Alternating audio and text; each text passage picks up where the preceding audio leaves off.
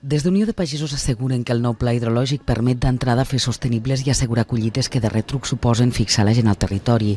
Creuen que garanteix l'interès comú, però critiquen que converteixi l'aigua en valor negociable.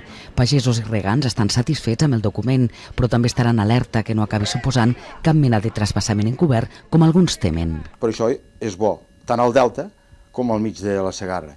El que sí tenim clar i no ho trobem bé és que es pugui negociar amb l'aigua. És a dir, l'aigua no ha de ser un valor negociable. L'aigua ha d'anar al territori, per ell un passe l'han de poder aprofitar aquelles zones i ha de tornar a dins de la mateixa conca seua. Que potser hi haurà unes bosses d'aigua que com que soc la comunitat i no la utilitzo la puc canviar cap a un altre costat. No ho trobem que això d'aquí és dir, això podria voler dir una mica aquesta queixa que tenien des del delta de que fos un trasbassament encobert.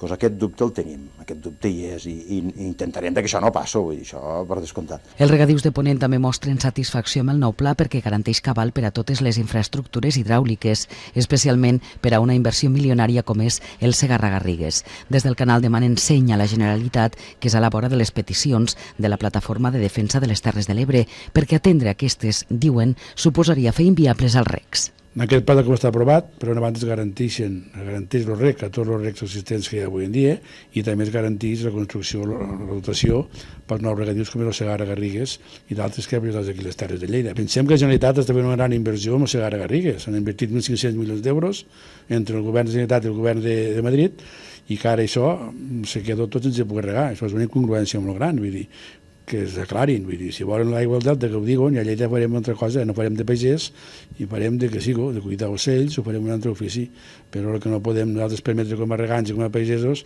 veure que l'aigua ens passa pel davant i se'n vagi tota sense poder-la utilitzar.